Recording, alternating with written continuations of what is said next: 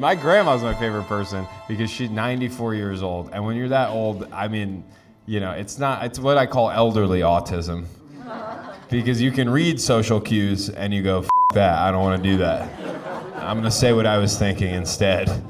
She'll just walk into a room and just blow up any interaction. She's like a social suicide bomber. She's like, your uncle's gay.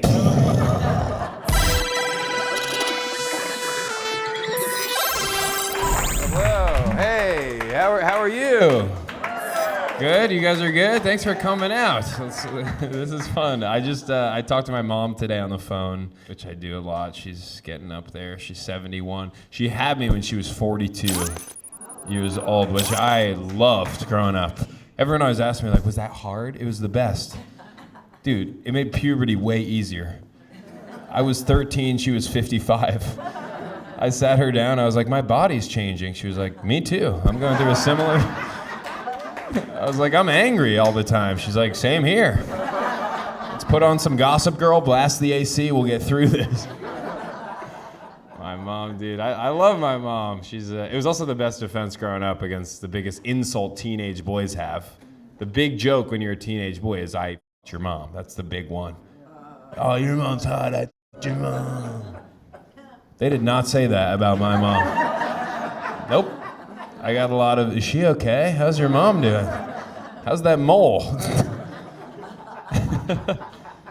It's interesting because that's the generational difference. She had me when she was 42. Her mom had her when she was 21. Half. I'm going to have a kid when I'm 84. That's the plan.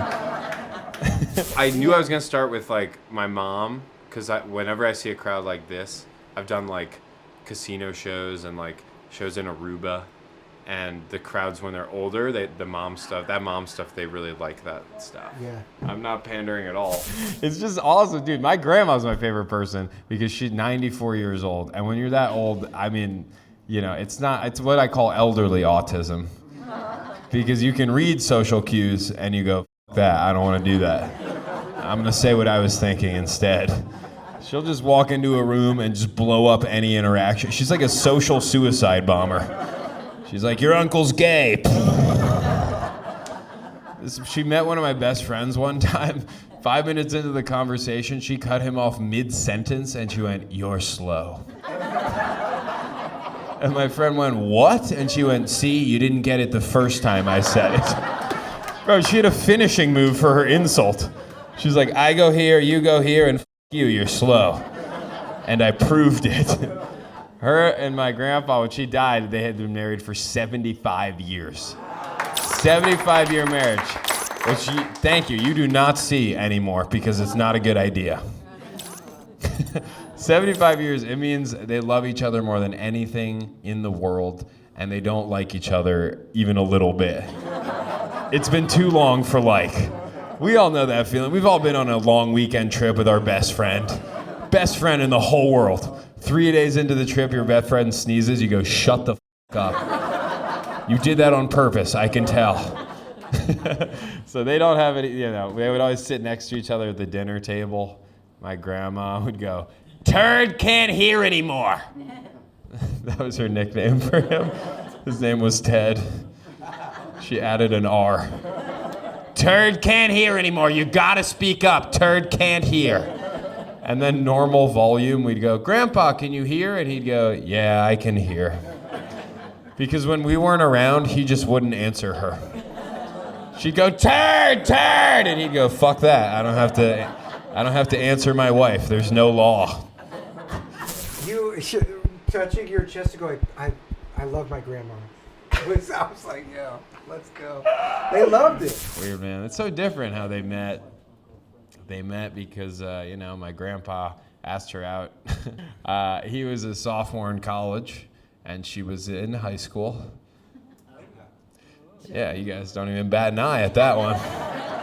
I'll tell you what, my generation does not think that's cool. That is not okay now.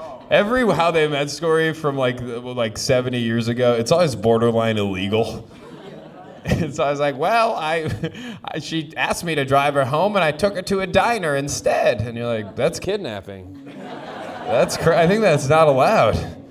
And then they've been together 70 years. You're like, Should I kidnap people? Is that the secret? This mic's going in and out. All right, let's continue.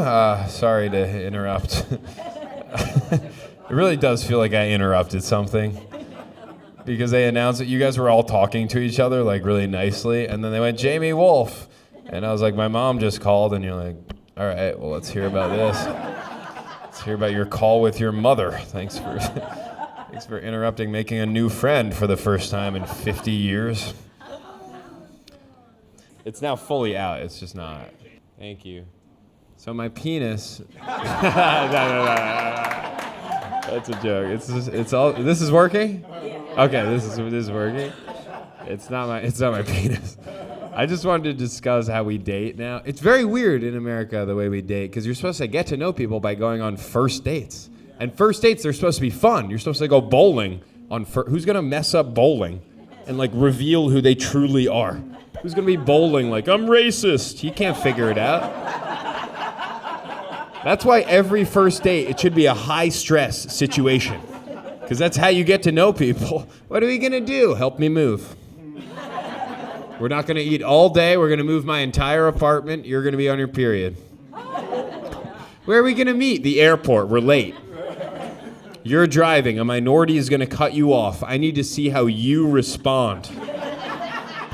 Let's get to know each other. I got more. I'm gonna keep going. It's also hard for me today because I'm an anxious guy. That's a nightmare. Every first date I go on, immediately after the date, I picture us 10 years in the future. We're married. We got kids. It's bad. I don't know. I picture a failing marriage in my head. After first dates in my head, I'm like, you don't appreciate me. I work my ass off for you and the kids, and you don't give a f***. And then I take that energy and I kind of bring it to the second date, which is very jarring for people. They show up second date energy. I have 10-year marriage energy. She's like, how are you? I'm like, now you care. Interesting. Wow. You like to pick and choose with that question. It's also tough in a relationship. If you're anxious, don't date someone else anxious. That does not work. My ex was anxious. Nightmare. I'd call her up with problems. She'd make them 10 times worse. Immediately. It was like getting double bounced on a trampoline of anxiety. I was like, I think I'm going to lose my job. And she's like, and then we're going to be homeless. Whoa. Okay, one at a time on the trampoline, how about? I go, then you go. We can't go concurrently. Yeah, look at those knees, huh? Yeah, those held up. You guys are like, wow.